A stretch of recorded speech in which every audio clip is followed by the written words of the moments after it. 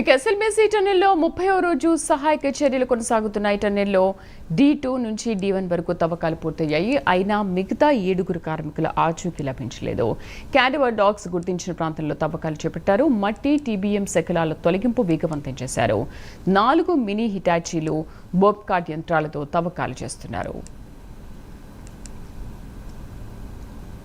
ఇక దీనికి సంబంధించి పూర్తి సమాచారం మా కరెస్పాండెంట్ హరిశంకర్ అందిస్తారు. హరిశంకర్, శ్రీదేవి, ఎస్ఎల్బీసీ ప్రమాద ఘటనలో గల్లంతైనటువంటి 7 మంది ఆచూకీ కోసం గాలింపు చర్యలు, అదేవిధంగా సహాయ చర్యలు అయితే కొనసాగుతూనే ఉన్నాయి.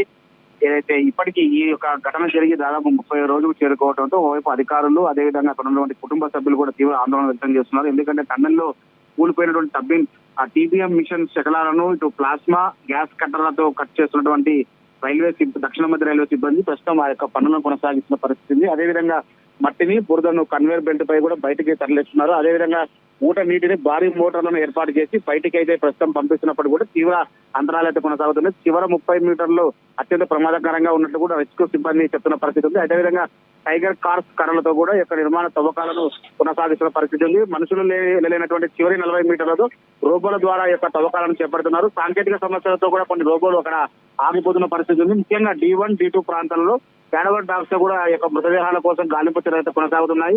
రెస్క్యూ ఆపరేషన్ రాథోల్ మైనర్స్ తో పాటు జియోలాజికల్ సర్వే ఆఫ్ ఇండియా, అదేవిధంగా రోబోటిక్ దక్షిణ మధ్య రైల్వే బృందాలన్నీ కూడా కలిసి యొక్క రెస్క్యూ ఆపరేషన్ అయితే కొనసాగిస్తున్నాయి. ఆర్మీ అధికారులు అయినటువంటి కల్నల్ పర్షదీప్ మొహరా, అదేవిధంగా వికాస్ సింగ్ ఆధ్వర్యంలో ఈ యొక్క సహాయక చర్యలు అయితే కొనసాగిస్తున్న పరిస్థితి. ముఖ్యంగా నాగర్ కర్నూలు జిల్లా కలెక్టర్ అయినటువంటి బదావత్ సంతోష్ తో పాటు జిల్లా SP గైక్వాడ్ రాథోడ్ కూడా అక్కడే ఉండి ఎప్పటికప్పుడు అధికారులతో సమీక్ష సమావేశాలు నిర్వహిస్తున్నప్పటికీ కూడా ఎక్కడ కూడా ఈ యొక్క 7 మంది ఆచూకీ కోసం అయితే ఎక్కడ దొరకడం పరిస్థితి. మొత్తంగా ఈ 30 రోజు చేరుకోవడంతో కూడా ఒకవైపు మట్టి మరియు TBM శకలాలను కూడా వేగంగా తొలగిస్తున్నప్పటికీ కూడా 4 మినీ హిటాచీలను ఏర్పాటు చేసి లోపల బోట్కాట్ యంత్రాలు కూడా ఎక్కువ తవ్వకాలు చేస్తున్నప్పటికీ కూడా వీరి ఆచూకీ లభించకపోవడం వైపు అధికారులు ఆందోళన. మొత్తంగా 30 రోజులుగా నిరంతరంగా కూడా 3 షిఫ్టుల్లో ఇటు రెస్క్యూ ఆపరేషన్ కొనసాగుతుంది. ఈ యొక్క రెస్క్యూ ఆపరేషన్ లో NDRF బృందాలతో పాటు NGRA, అదేవిధంగా హైడ్రా అధికారులతో పాటు సింగరేణి కార్మికులు, అదేవిధంగా రైల్వే కార్మికులు పెద్ద ఎత్తున కూడా ఈ యొక్క రెస్క్యూ ఆపరేషన్ లో పాల్గొంటున్నటువంటి సిచ్యువేషన్ ఉంది. మొత్తంగా మరి 2-3 రోజుల్లో కూడా పూర్తి స్థాయిలో కూడా ఈ రెస్క్యూ ఆపరేషన్ పూర్తయ్యే అవకాశాలు అయితే కనిపిస్తున్నాయి.